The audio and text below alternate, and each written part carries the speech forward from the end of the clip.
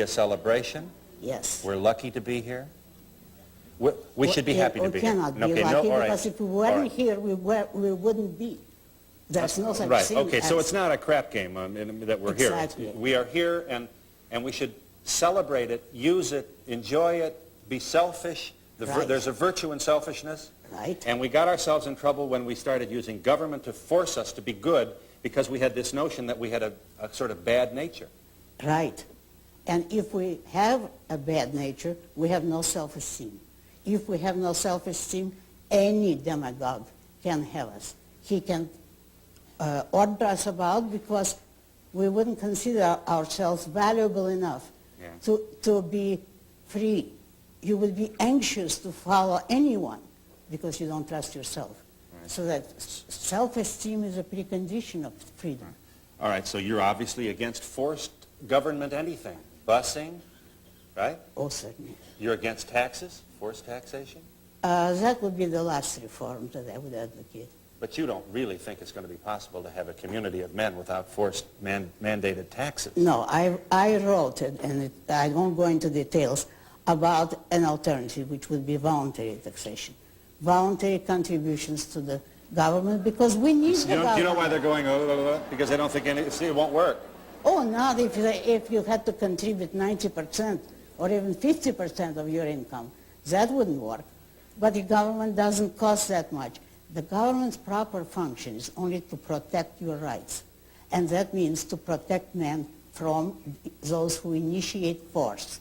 So the government protects the peace, internal peace. That means the policemen. The government runs the Army and Navy, protection from outside forces, and law court, so that citizens who disagree can settle their disputes peacefully. That's the only functions of government. All right. So you like an individual who stands up, man or woman, does what he, she wants to do. You have literally liberated millions of people around the world by merely saying to them in your novels, you want to do it?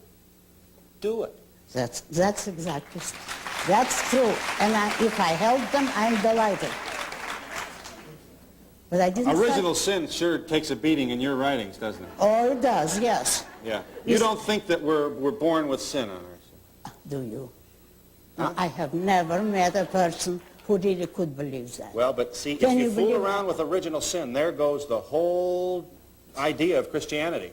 If there is no original... Oh, wait a minute. If there's no original sin, then what do we need Calvary? Why do we need the crucifixion? From what are we redeemed? Well, but that is the most important thing. Look, if you take Jesus Christ as an ideal human being, and that is properly the view of Christians, what do you do with your ideal being? You put him on the cross, you torture him and murder him for the sake of those who are less virtuous. Is that a proper example to set? For the sake of those who are less virtuous? Yeah, for the sinners, to redeem their sins, as you say. I think that's a monstrous idea. If I were a Christian, I would resent it enormously. The ideal men are to be appreciated and followed. And listened to. And listened to, but not crucified. But our evil nature makes us rebel against those who would bring us. Oh, that's a nice excuse, you know. If you commit a murder and then say, but I'm evil by nature, I couldn't help it. The devil made me do it. Yeah. Incidentally, my philosophy includes free will. It does. That you have the choice. Only free will consists of your capacity to think or not. Okay. If you think, you made the right choice. If you evade, that's the mortal sin according to my philosophy. You were born in Russia, were you? Yes. Leningrad, what is now Leningrad. Yeah. You graduated from the University of Leningrad. That's right. You recently celebrated your 50th wedding anniversary to the same man. That's right. We're in New York City with Ayn Rand, and we'll be back in just a moment.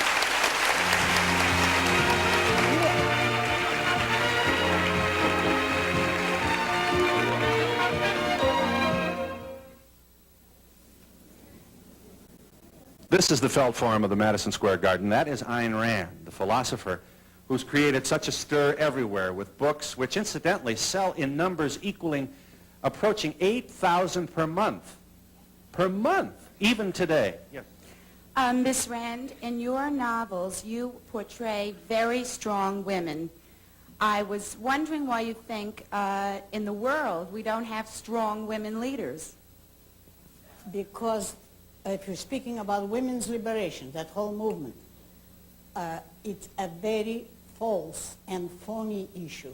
Women are human beings, so they need leaders just like men in certain professions. If in their own profession they don't need leaders, but let's say in politics, they need leaders who are men or women as the leaders have earned. There is no such thing as specifically a leader of women, but just as it would be ridiculous to say you have leaders of only men. Well, but the point is that women feel, because of the cultural inhibitors that have been placed on women, some sort of woman leadership is needed to compensate and to break those barriers and to make good all the grievances of the past. You can do it only by education.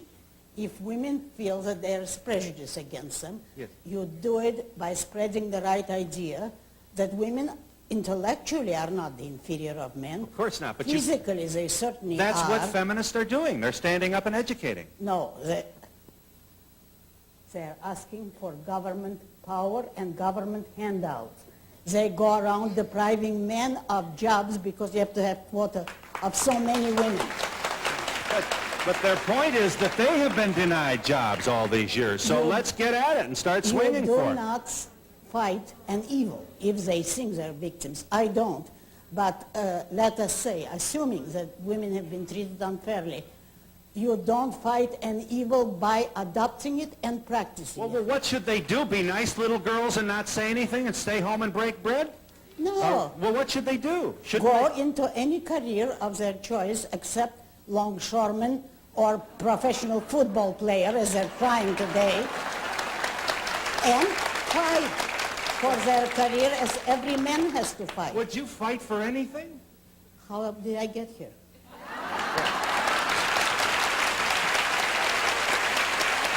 I'm disappointed, though, that here we have all this, you don't deny that there have been grievances. You don't deny sexism. You don't deny prejudice against women. I deny all that except unequal wages. There have been You're telling me you think jobs. women have had the same opportunities, that they haven't been given blinders by a culture that said they should be a nurse instead of a doctor? No. That they should be long-suffering and nurturing instead of a composer? Not in this country. If you're talking about Europe, it might be different. Here, you can get anything regardless of your sex, because all you have to do is show your ability. And if someone is prejudiced and doesn't hire you, the intelligent employer will. Over here. Over here. I want to change the topic and go back to something you said about industry. 15 years ago, I was impressed with your books, and I sort of felt that your philosophy was proper. Today, however, I'm more educated, and I find that if a company... This is what I don't answer. Well, wait a minute, you haven't heard the question yet. She's already estimated her position and my work, incidentally, displaying the quality of her brain.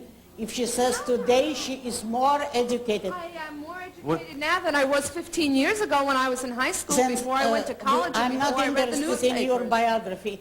Let her make her context. point. Let her make her point. Let her make her point. It's very basic. If a company is permitted to do what it wants to do, like ITT, you wind up with ITT in Nazi Germany doing whatever it damn well please, and any other company in the United States doing the same thing. Conglomerates are not monopolies. They can do whatever they want. ITT owns everything, from baking companies to telephone companies to munitions plants. I mean, I really think that's wrong. And I really think that they start... Miss Rand thinks it's wrong, too, but she's saying that it's not government force that's going to correct the problem. I don't think government force is going to correct the problem either, but... Right, but she's saying that if we back away and just let this invisible hand, the work and competition and free enterprise happen according to its own inclinations, we're not going to have abuse, and abuse and evil will fall of its own weight. I don't believe that.